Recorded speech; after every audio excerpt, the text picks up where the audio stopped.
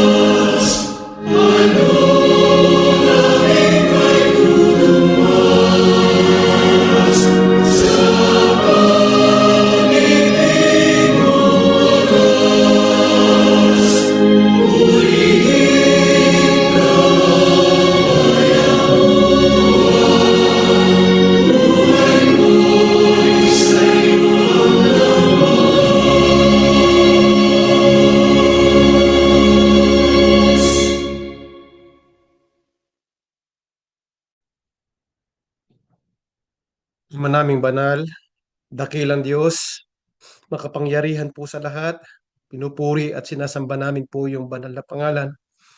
Nagpapasalamat kami ng napakarami sa iyo sapagkat muli ay naririto kami sa iyong harapan.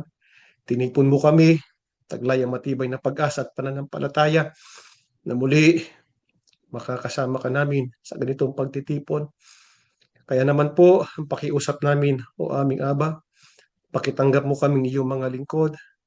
Hindi man kami magkakapiling sa isang lugar na mapara namin ang iyong pagkalinga. Kaya naman po, halika muli sa piling namin. Sa pagsambang ito, o aming dakila, Yahuwah, paranas mong laging iyong malakas na kapangyarihan. Di, bago kami tuluyang dumalangin po sa iyo, sinusuko namin sa iyo ang aming mga sarili. Inihingi namin ng tawad, lahat ng aming mga pagkakasala. Hindi po lingid sa iyo ang aming mga kasalanan, ang aming mga karumihan. Bilad sa iyo ang aming mga gawa o aming dakilang Yahuwah.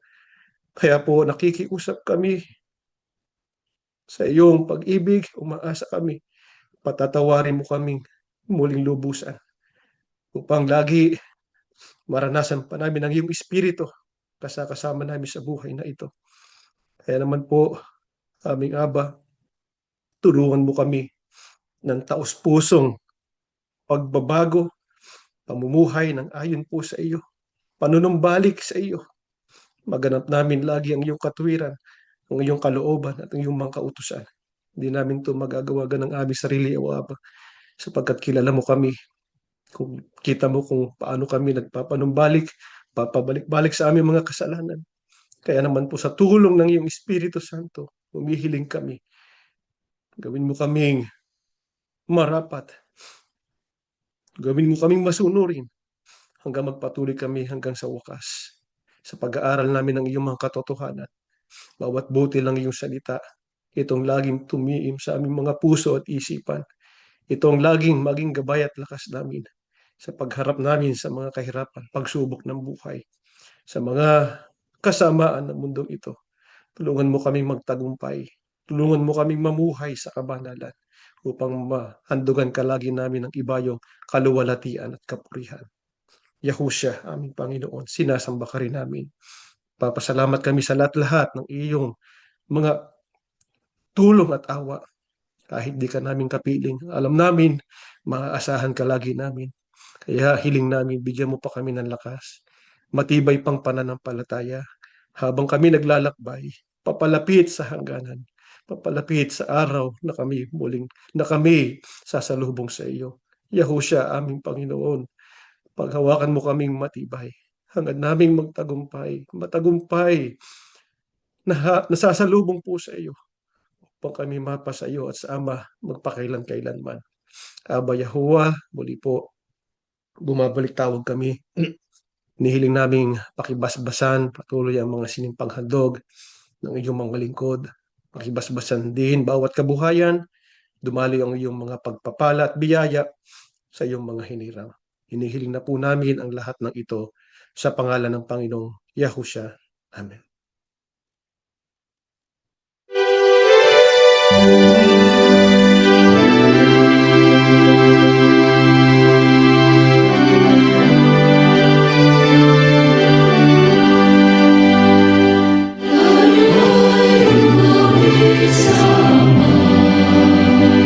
Sa pag-ibig sa kanya, kahiling namin siyang siya. Sa Espiritu at katotohanan,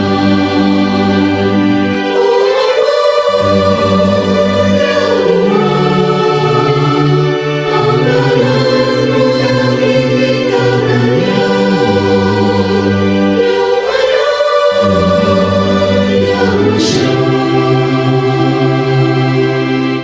Siya maniligtas sa mga laglaban.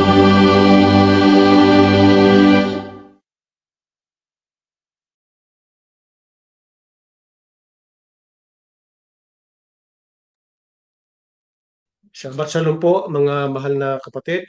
Purihin at dakilain natin ang ating Panginoong Yahuwah at Panginoong Yahusya sapagkat muli ay tinipon tayo upang magpatuloy sa pag-aaral ng ating ng mga salita na nakasulat po sa Biblia.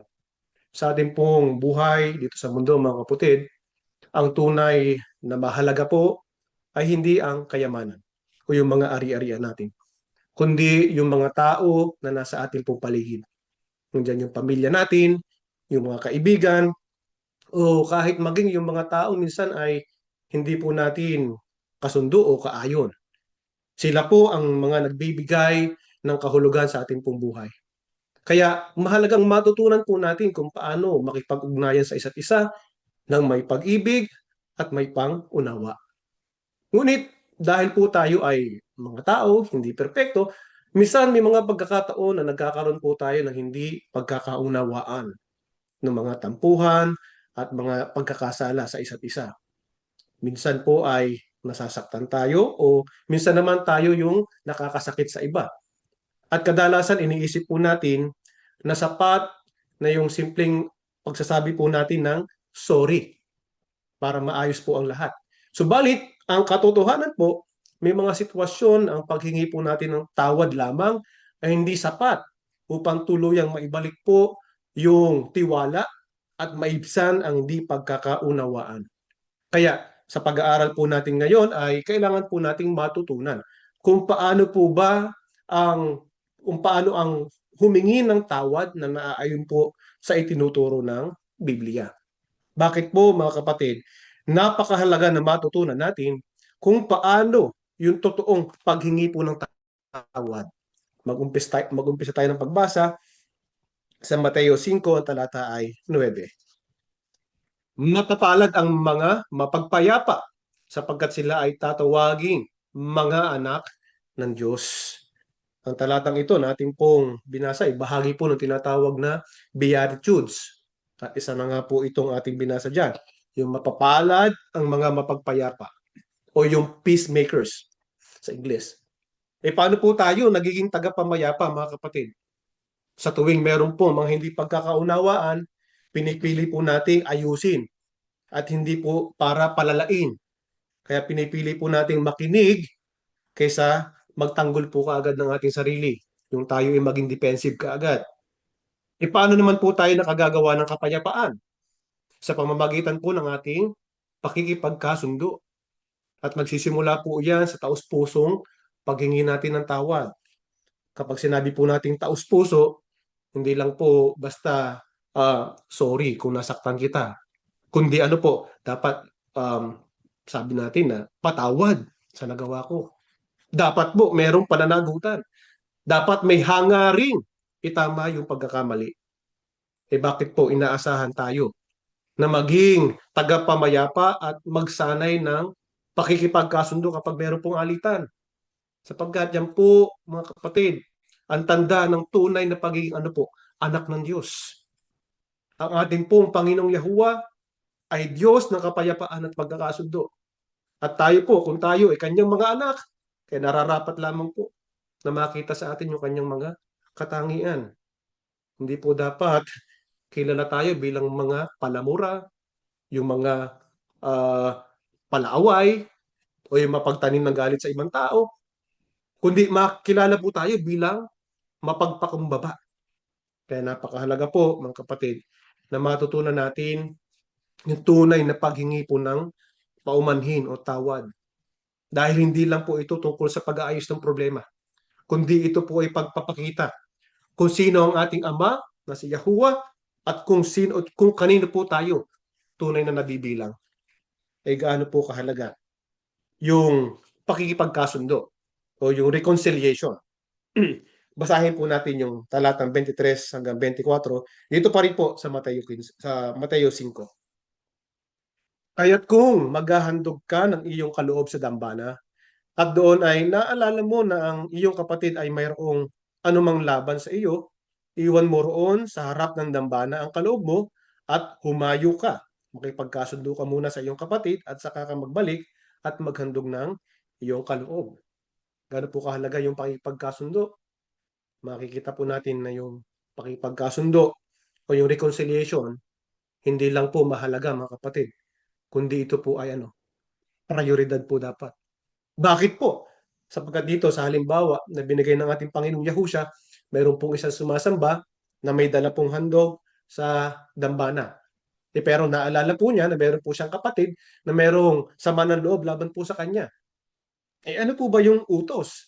Ang sabi sa utos, pagka ganon, iwan mo muna yung handog mo, ayusin mo muna yung relasyon sa iyong kapatid, saka ka bumalik at ipagpatuloy yung pagsamba at yung paghahandog mo. Ano po ang mensahe dito ng ating Panginoong Yahusya? Yung ating pong relasyon sa isa't isa, mga kapatid, yan po ay may direktang epekto sa ating relasyon sa ating Panginoong Yahuwah. Hindi po maaaring hiwalay yung pagsamba po natin sa maayos na pakikitungo po sa ating kapwa. Kaya napakahalagang bahagi po ng reconciliation ay yung paghingi po ng tawad. Pero kadalasan nga po, iniisip ng marami na yung paghingi po ng tawad ay isang mabilisang sorry lamang. O kaya sinasabi ay kalimutan na lang natin yung nangyari. Para bagang gusto lang nating mangyari ay tapusin na yung usapan para mawala na yung tensyon. Pero may mga pagkakataon naman po, mga kapatid, na halimbawa ay may nakabangga tayo sa ating mga dinaraanan na hindi naman po natin sinasadya o halimbawa ay meron tayong nasabi na hindi naman natin ibig sabihin.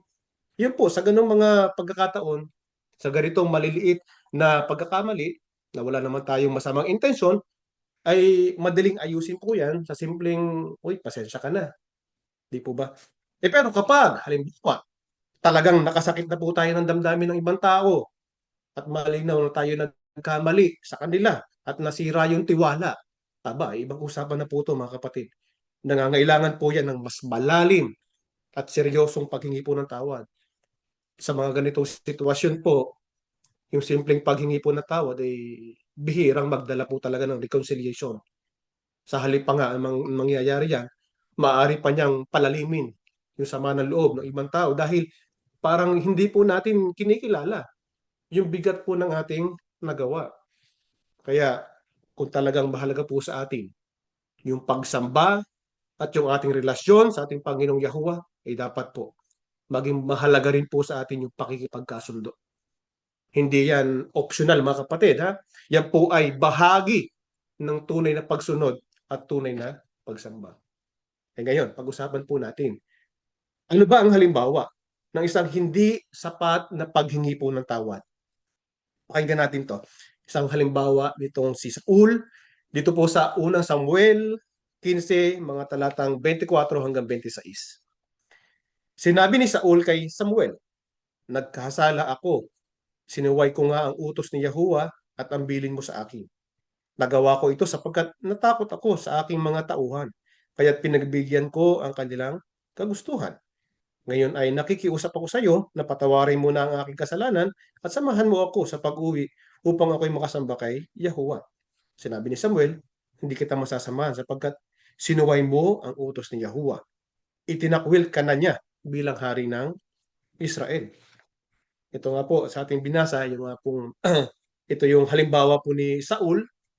Dito ay inamin niya ni Saul kay Samuel na nagkasala siya. Sabi niya, hindi ko nasunod ang utos ni Yahuwah at ang iyong mga tagubilin. At dahil natakot ako sa mga tao at ginawa ko ang gusto nila. Pagkatapos ay sinabi pa niya, patawarin mo na ako at samahan mo ako upang makasamba ako kay Yahuwah. Sa unang tingin, para namang walang problema, ano po mga kapatid. Umamin po siya sa kanyang kasalanan at humingi ng tawad. Subalit, kung susuruin po natin mabuti, makikita po natin na may problema sa kanyang paghingi po ng tawad. Bakit po? Ano po ba ang kasalanan ni Saul? Sinuway po kanya. At hindi po niya sinunod ang malinaw na utos ng Panginoong Yahuwah. Pinili po niya sundin ang kagustuhan po ng tao kaysa po sa utos ng Diyos. Tapos nung una po siyang kausapin ni Samuel, itinanggi pa niya na may mali siyang ginawa. Pero nung nadiin na po siya, saka lamang po siya umamin. Pero kahit meron po siyang pag-amin, meron pa rin po kasamang pagdadahilan. Sinisi po niya sinisi niya yung kanyang takot doon sa mga tao na para sinasabi niya ay nagkamali ako kasi dahil itong mga tao na to. Di po ba? Siya makikita natin dito na si Saul po ay nalungkot, hindi po dahil nasaktan niya ang Diyos, kundi dahil nahuli po siya at alam niya pong may kapalit yung kanyang nagawa. Kaya ano po ang naging resulta nito? Siya po ay itinakwil bilang hari po ng Israel. Kaya pinapakita po ng kwentong ito ng isang hindi po sapat na paghingi ng tawad ay yung may halong pagdadahilan, yung pagsisi sa iba at pag-aalala lamang sa sarili po nating reputasyon.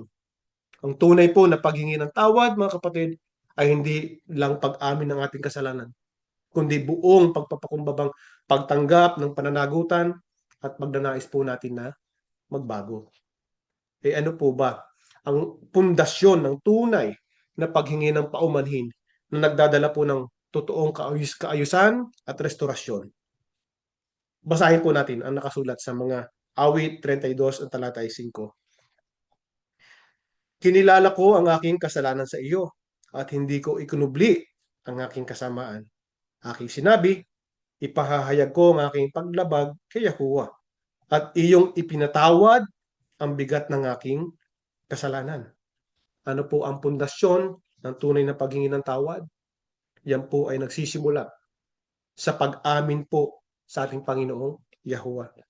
Hindi po pagtatakip, hindi po pagdadahilan, mga kapatid, kundi tapat na pag-amin po ng ating mga kasalanan. At ang totoo po niyan, tuwing meron po tayong nasasaktan sa ating mga salita o sa ating gawa, hindi lang po tayo sa tao nagkakasala, mga kapatid. Nagkakasala rin po tayo sa harap ng ating Panginoong Diyos. Dahil ang bawat relasyon ay napakahalaga po sa Kanya. At siya rin po nag-utos sa bawat isa sa atin na tayo po ay magmahalan. Kaya ang tunay at makapangyarihang paghingi po ng tawad ay hindi po nagsisimula sa paghingi ng sorry sa ibang tao, kundi nagsisimula po yan sa paglapit natin sa ating Panginoong Yahuwah at pag-amin sa Kanya na Yahuwah, nagkamali ako sa iyo, nagkasala ako sa iyo.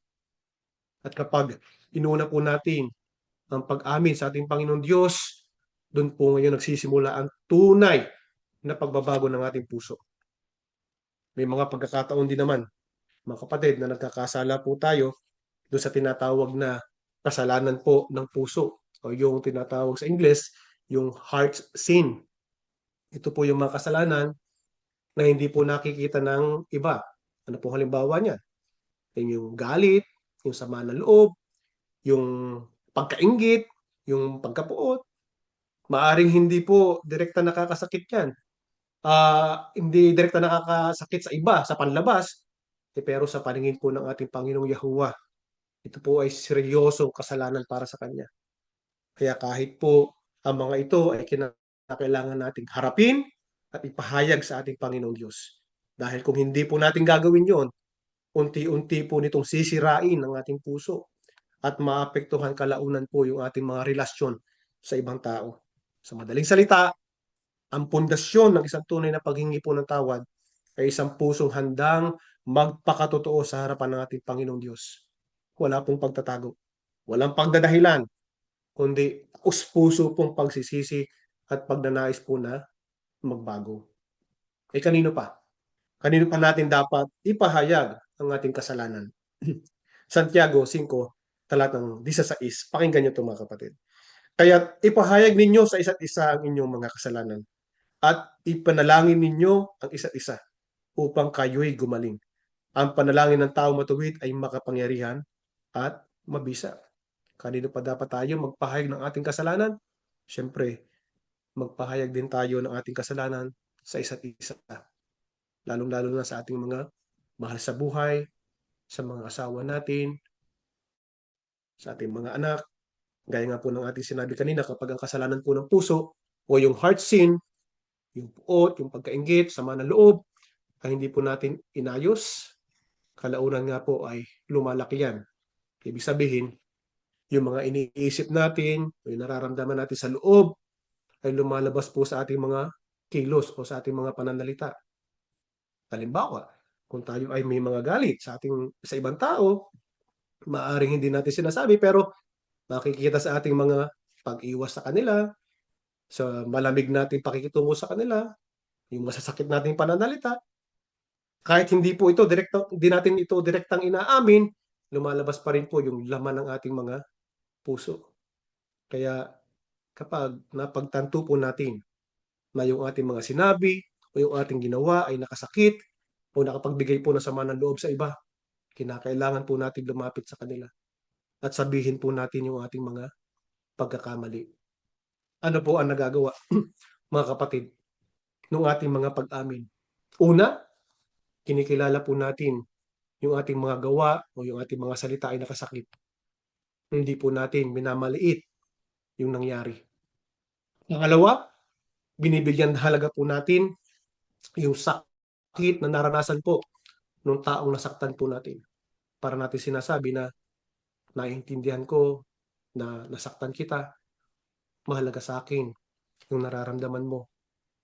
Ang ganitong uri po ng pag-amin, mga kapatid, ang nagbubukas ng daan para sa tunay na paggaling o restorasyon. Hindi lang po ng relasyon, kundi pati sa puso ng bawat isa. Dahil kapag may katapatan at pagpapakumbaba, doon po nagsisimula ang tunay na pagpapanumbalik o restorasyon. Ipagpapatuloy po ang ating pag-aaral. Shabbat Shalom mga mahal na kapatid. Sana po nasan man kayong dako sa buong mundo ay pinagpagpalain kayo ng ating Yahuwah Aba at ng ating Yahushua HaMashiach at sana po ay taimtim ninyong pinag-aaralan ang ating leksyon sa araw na ito. Sa unang bahagi po, natutuhan natin na kinakailangan po na matuto tayo kung paano humingi ng tawad o humingi ng paumanhin. Kaya tinuturoan po tayo ng ating Yahuwah Aba at ng ating Yahushua Mashiach kung paano po natin gagawin ito. Kaya po ang batayan natin sa pagtupad natin ng ating mga sagutin ay ang mga salita ng Diyos. Na tutuhan po natin na si Saul ay nagkasala, ngunit sa halip na humingi ng tawad ng buong puso sa ating Yahuwah Aba ay nangatwiran pa siya sapagkat ang inutos sa kanya ng ating Yahuwah Aba ay lipulin ang mga Amalekita sapagkat galit ang ating Yahuwah Aba doon sa mga Amalekita. Sabi nga doon, patayin mo lahat, pati yung mga hayop, mga tupa, kambing, baka, patayin mo lahat. Ngunit, ang ginawa po niya, hindi niya pinatay. Yung mga sabi niya, yung matatabang baka, yung matatabang mga tupa, yung magagandang mga iba pang mga hayop, ay hindi niya pinatay. Pagkatapos yung hari, dinala pa niyang buhay. Samantalang sabi, patayin lahat. Ngayon, nung pagsabihan siya ni Samuel, nangatwiran pa siya, sabi ganon, ay, iyang mga hayop na yan, ay hindi namin pinatay upang ihandog namin sa Diyos mo. Yung pa sinabi niya kay Samuel, ihandog sa Diyos mo. Kaya, masama po ang ginawa. Kaya sabi sa kanya ni Samuel, dapat mong malaman na ang pagsunod ay higit na mabuti kaysa sa sakripisyo, kaysa sa handog. Obedience is better than sacrifice. Kaya yan po ang dapat nating matutuhan. Kaya ang lahat ng ating gagawin ay nababatay sa mga salita ng Diyos.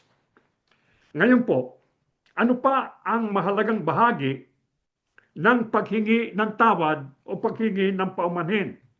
Ito po ang sagot sa ikalawang mga taga-Korinto 7 at 10. sapagkat ang kalungkutang naaayon sa Diyos ay nagbubunga ng pagsisisi tungo sa kaligtasan na hindi ipagdaramdam. Subalit ang makasanlibutang kalungkutan ay nagbubunga ng kamatayan. Ano po ang mahalagang bahagi ng paghingi ng tawad? Para po maging epektibo at makabuluhan ang isang paghingi ng tawad, dapat pong ipahayag ito na may kalungkutan. Yung kalungkutan na ayon sa Diyos. Yung pong kalungkutan na tunay. Genuine sorrow. Ano po ang dulot ng tunay na kalungkutan mula sa Diyos? Pagsisisi na humahantong sa kaligtasan. Ano po ang pagsisisi? Isang panloob na pagbabago na dulot ng kalungkutan dahil sa kasalanan na humahantong sa pangmatagalang pagbabago. Ang nais po natin ay yung pangmatagalan o kung maaari permanenteng pagbabago. Ang isang tunay na paghingi ng tawad ay nagsasabing, pinagsisisihan ko ang aking nagawa. At may kasama pa na nagsasabing, tinatalikuran ko na ang aking dating pagkatao. Kapag ka po ang paghingi ng tawad ay hindi nasumpungan ng pagbabago, yung po ay nagiging mga salita lamang na walang kabuluhan. Para tayong nagsalita sa hangin. Binabalaan tayo ng kasulatan na ang pagsasabi po ng tama habang namumuhay sa maling paraan ay panlilin lang sa sarili. Maaring sinasabi natin, humingi tayo ng tawad, ngunit patuloy nating ginagawa yung ating kasalanan, pandaraya po yun sa ating sarili. Kung magpapatuloy ang hindi pagbabago sa pag-uugali, mawawalan po tayo ng kredibilidad. Ang paghingi ng tawad, mabubura po ang tiwala ng mga tao at masisira ang mga relasyon. Ano rin po ang kasama sa isang tunay na paghingi ng tawad? Ito po ang sagot sa Lucas 19:6-8. Kaya nagmadaling bumaba si Sakeo at masayang tinanggap si Yahusya. Nang makita ng mga tao na roon siya tumuloy sa bahay ni Sakeo, nagbulong-bulungan sila. Tumuloy siya sa bahay ng isang masamang tao. Sa loob ng bahay na yon, ng bahay niya, ay tumayo si Sakeo at sinabi, Panginoon, ibibigay ko po sa mga mahihirap ang kalahati ng kayamanan ko. At kung may nadaya akong sinuman, babayaran ko ng 4 na beses ang kinuha ko sa kanya. Ano rin po ang kasama sa isang tunay na paghingi ng tawad? Kasama rin po sa isang tunay na paghingi ng tawad ang pag-aalok na itama ang pagkakamali o magbayad ng pinsala. Meron tayong sinasabi na daños perjuicios. Common term po yan, lalo na doon sa mga nagdedemandahan. Magkano yung daños perjuicios? Kaya pababayaran yon doon sa nakagawa ng kasalanan doon sa tao na nagawa ng masama. Ngayon, sino po ang magandang halimbawa ng isang tao na nag-offer na bayaran yung kanyang nagawang kasalanan? Si Sakeo po. Bakit po kinapuotan ng mga tao si Sakeo? Nabasa natin kanina. Sabi ng mga tao, bakit tumuloy ang Panginoong Yahusya sa bahay ng isang masamang tao? Bakit po sila nagagalit kay Sakeo? Dahil po sa kanyang pandaraya sa paninigil ng buwis. Paano po niya ipinakita ang kanyang pagsisisi? Nag-alok siyang ibalik sa kanila ang 4 beses na mas malaki sa kanyang nadaya. At ang sabi pa niya sa ating Panginoong Yahusya, ibibigay ko po sa mga mahihirap ang kalahati ng kayamanan ko. Kaya ang isang tunay na paghingi ng tawad na nakapagpapanumbalik ay kinabibilangan ng pag-amin, pagsisisi, at pag-aalok ng pagbabayad pinsala. Ganito po ang maaring maging himig ng ganitong paghingi ng tawad. Kung nagkamali tayo sa isang tao, maaaring sabihin natin, nagkamali ako. Dahil inutangan kita, ang sabi ko sa iyo, babayaran ko agad. 1 buwan lang. Ngunit, nakaraan ng mahigit na 1 taon, hindi ko pa nababayaran. Alam kong nagawan kita ng masama, pinagsisisihan ko yung nagawa ko. Mapapatawad mo ba ako? Paano ko ito maitatama? Siguro maaari sabihin natin, bayaran mo ng doble. Kaya yung pong humihingi ng tawad, kailangan nakahanda itama yung kanyang nagawang kasalanan. Ano po ang dapat naman na maging tugon kapag may isang tao na taos-pusong humihingi ng tawad? Willing pa siyang magbayad pinsala. Ano po ang dapat nating gawin? Ito po ang sagot sa mga taga-Efeso 4:30 hanggang 32. At huwag ninyong bigyan ng kalungkutan ang banal na Espiritu ng Diyos. Sapagkat ang banal na Espiritu ang siyang tanda na kayo'y sa Diyos. At siya ang katiyakan ng kaligtasan nyo pagdating ng araw. Alisin nyo ang anumang samaan ng loob, galit, pag-aaway, pambubulyaw, paninira sa kapwa, pati na ang lahat ng uri ng masasamang hangarin. Sa halip, maging mabait kayo at maawain sa isa't isa. At magpatawad kayo sa isa't isa gaya ng pagpapatawad ng Diyos sa inyo dahil kay Kristo. Ano po ang dapat nating maging tugon kapag may taos-pusong humihingi ng tawad sa atin? Dapat po tayong magpatawad sa isa't isa tulad ng pagpapatawad sa atin ng Diyos sa pamamagitan ng ating Panginoong Yahusya. Bakit po tayo dapat magpatawad? Tayo po ay kinilala bilang sariling mga anak ng Diyos. Kaya bilang mga anak ng Diyos, dapat tayong maging mga tagapamayapa. Dapat tayong maging katulad ng ating Diyos na maawain, mapagpatawad sa kasalanan. Bahagi po ng pagiging tagapamayapa ay ang pagiging handang umamin kapag tayo ay mali. At ang mga tagapamayapa ay nagpapatawad kapag kailangan nilang magpatawad at humihingi ng tawad kapag nakasakit sila ng damdamin ng iba. Kaya dapat po, ang sabi dito, alisin natin ang anumang samaan ng loob, galit, pag-aaway, pambubulyaw, paninira sa kapwa. Kung minsan, marami sa atin naging ugali na yung pagsigaw, pagka nagagalit, nambubulyaw tayo. Alisin na natin yon. Alisin na po natin. Sumunod tayo sa mga ipinag-uutos sa atin ng ating Yahuwah Aba at ng ating Yahusya Hamashiach. Ano po ang dapat nating ibihis upang tayo ay maging tunay na tagapamayapa? Ito po ang sagot sa mga taga-Kolosas 3:12 hanggang 13.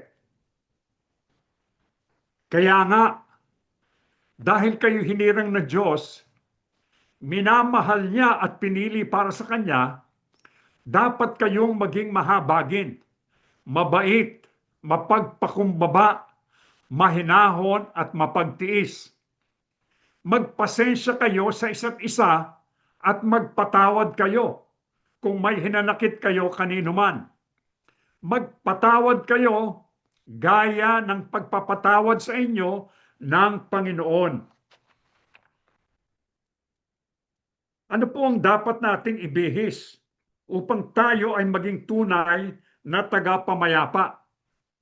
Ang sabi po, damta natin ang ating mga sarili ng mahabagi na awa, maging maawain tayo. Kabaitan, kababaang loob, kahinahunan at pagtitiis. Ano pong magagawa nito sa atin? Magiging mapagbigay tayo sa pagkakamali ng isa't isa at maging mapagpatawad. Isang beses po, tinanong ng isang tagasunod sa ating Panginoong Yahusya, ilang beses ko po ba patatawarin yung kapatid ko kung magkasala siya sa akin? 7 beses. Ano po ang sagot ng ating Panginoong Yahusya? Hindi lang 7 beses ang sabi niya, kundi 70 na 7 beses. 70 times 7. Kaya maraming beses po, halos infinity. Kaya dapat po maging mapagpatawad tayo sa isa't isa. Gaya ng pagpapatawad ng ating Panginoong Yahuwah Aba at ng ating Yahusya Hamasiyak. Ano po ang mararanasan ng mga nagsisikap na mapanatili ang kapayapaan? Ito po ang sagot sa huling talata na ating babasahin sa unang Pedro 3:10-12. Sapagkat sinasabi sa kasulatan, ang sino mang nagnanais ng maligaya at masaganang pamumuhay ay hindi dapat magsalita ng masama at kasinungalingan. Dapat lumayo siya sa masama at gawin ang mabuti. Pagsikapan niyang kamtin ang kapayapaan, sapagkat iniingatan ng Panginoon ang matuwid at sinasagot niya ang mga panalangin nila. Ngunit galit siya sa mga gumagawa ng masama. Ano po ang mararanasan noong mga nagsisikap na mapanatili ang kapayapaan? Sila po masisiyahan maging sa buhay na ito. Bakit po? Sapagkat makakaranas sila ng maraming masasayang araw. Ayaw niyo bang makaranas ng masasayang araw, kapiling ng inyong mga mahal sa buhay? Lahat po gusto yan, mga mahal na kapatid. Kaya dapat po maging mapayapa tayo. Gawin natin ang itinuturo sa atin ng ating Yahuwah Aba at ng ating Yahusya Hamasiyak. Kapag masunurin tayo, alam niyo ba ang ating Yahuwah Aba handang sagutin ang ating mga panalangin. Bakit po? Ang sabi po, ang mga mata ng Panginoong Yahuwah ay nagbabantay sa kanila at ang kanyang mga tenga ay bukas sa kanilang mga panalangin. Sa ibang talata po, sinasabi po, yung kanyang paningin ay parit-parito sa buong mundo. Tinitingnan niya yung kanyang mga anak na masunurin sa kanya. Yung kanyang mga anak na nangangailangan ng tulong. Kaya ano po ang inyong pangangailangan, mga mahal na kapatid? Kailangan nyo ng pagpapagaling? Lumapit tayo, humingi tayo, tawagan natin ang ating Yahuwah Aba. Sasagutin niya tayo, pagagalingin niya tayo, ibibigay niya ang lakas na kailangan natin, mapagtagumpayan natin ang ating mga sakit, yung kirot, matiis natin, mapawi, ibibigay niya yan sa atin. Bibigyan niya tayo ng kaligayahan dito sa mundong ito. Ano pa ang inyong mga suliranin? May mga problema kayo sa mga sa sambahayan. Idalangin natin sa ating Yahuwah Aba, sa ating Yahushua HaMashiach na sana'y patibayin ang mga sambahayan, ang mag-asawa, ang magulang at mga anak. Ibibigay niya sa atin yan. Kaya kailangan matutuhan natin paano tayo hihingi ng tawad, paano tayo magpapatawad, paano natin mamahalin ang isa't isa. Mahalin natin ang isa't isa gaya ng pagmamahal ng ating Yahuwah Aba at ng ating Yahushua HaMashiach sa atin. Tumayo na po tayo, mga mahal na kapatid. O dakilang Yahuwah Aba, banal at makapangyarihan ka po sa lahat. Maraming salamat po, o dakila naming Aba, sapagkat tinuruan mo kami kung paano kami hihingi ng tawad sa isa't isa. Kung kami nagkakasala, o dakila naming Diyos, sana po'y samahan mo ang iyong mga hinirang. Opo, masasama po ang iyong mga lingkod. Nagkasala at nagkulang kami. Ang dalangin po namin, o dakila naming Diyos, patawarin kami at linisin sa lahat ng aming pagkakasala at pagkukulang.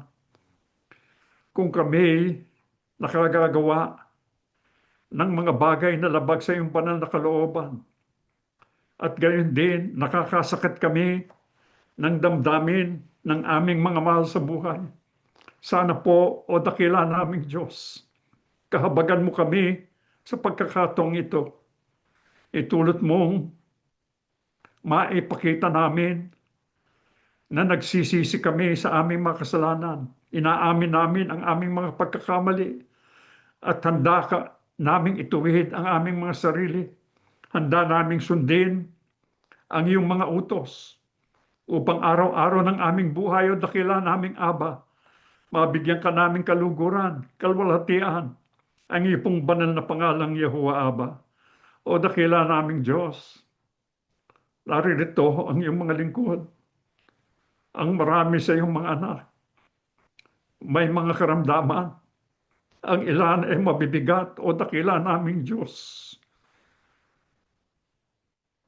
Nagdaranas ng matitinding kirot, sakit ng katawan, o dakila naming Aba, pakiunat mo ang iyong mapagpalang kamay. Hawakan ang katawan ng iyong mga lingkod. Ibalik mo sana ang lakas ng iyong mga anak, o dakila naming Diyos.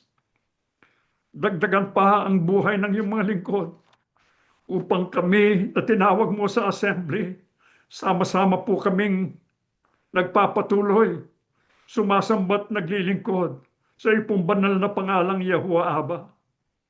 O dakila naming Diyos, kung may mga sambahayan na nangangailangan ng kanilang tustos sa kanilang pamumuhay, o dakila naming Diyos, sana po'y ibiyaya mo, o dakila naming Aba. Ibuhos mo mula sa iyong kayamanang hindi nauubos ang mga pagpapala upang tanggapin ng iyong mga anak ang mga pangangailangan namin. May magagamit kami upang tustusan ang pangangailangan ng aming mga anak, ng aming sambahayan, at sa aming paglilingkod sa iyo, at makatulong din kami sa ibang tao, dakila naming Diyos. Mabigyan ka naming kaluguran, kalwalhatian, ang iyong pong banal na pangalang Yahuwah Aba. O dakilang Panginoong Yahushua, ikaw ang luklukan ng mga biyaya, ang amin pong tanging tagapamagitan sa Ama. Ikaw din ang aming hari at ang aming tagapagligtas, ang aming mabuting guro. Maraming salamat sapagkat tinuturuan mo kami na dapat kaming maging mapagpamayapa, o dakila naming Panginoon, upang maging katulad mo kami sa kabutihan, sa kagandahang loob, sa pagmamahal sa mga tao. O dakila naming Panginoong Yahushua, itulot mong masundan namin ang iyong mga yapak. Ipako namin ang aming mga paningin sa iyo. Abangan po namin ang iyong pagbabalik. Anumang oras at araw na bababa ka mula sa langit, kami na tinawag mo sa assembly. Sana po isama mo na rin ang mga mahal namin sa buhay na wala pa ngayon, o dakilang Panginoong Yahushua, upang makasama naming sumalubong sa isang himpapawid, upang makasama mo at ng ating mahabang buhay. O dakila po naming Yahuwah Abba, sumasampalataya po kami na dinig mo ang mga karaingan ng iyong hamak na mga lingkod. Pinatawad mo na po ang marami naming pagkakasala at pagkukulang. Hinihiling po namin ang lahat sa pangalan po ng aming Panginoong Yahushua HaMashiach, dakila po naming tagapagligtas. Amen.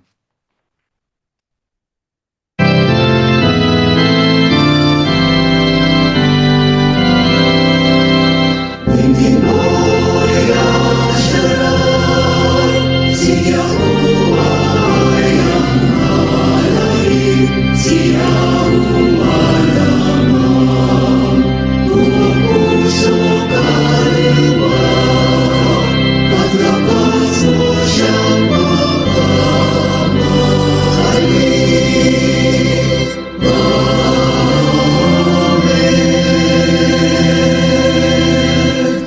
Ang walang maliw na pag-ibig, masaganang awa ni Yahuwah Abba, ang biyaya at kapangyarihan ni Yahushua HaMashiach, at ang laging paggabay ng banal na Espiritu, sumaating lahat ngayon at magpakilanman. Amen. Mga kapatid, paalala lang po yung ating aklat na pag-aaralan sa buwan po ng February ay ang aklat ng Isaiah. Nilabas na po namin yung video tungkol po sa aklat ng Isaiah. Sana po ito ay mapag-aralan natin. At ating pong BLP live classes for February 28. Ito po'y bukas. Sabado po, February 28, 2026, 3 p.m. Pacific Standard Time. Nandyan po ang Zoom ID. Ito po ay live class, kaya pwede po tayong magtanong at meron pong interaction. At yung ating pong Lord's Supper, o yung ating pong children's ministry ay for next week, March 6, tsaka March 7. Sana yung ating mga anak na hindi pa po nakapag-e-enroll ay makasama po sa pag-aaral na ito. At bilang panghuli, yung ating pong Lord's Supper, bilang paalala, malapit na po sapagkat ito ay gaganapin sa April 1, April the 1st. Ito po ay 7 p.m. Pacific Standard Time.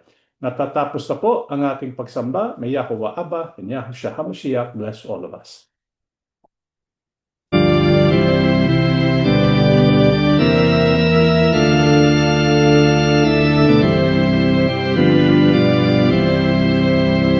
O halina't kay Yahusha'y sumunod, at kami na magkaroon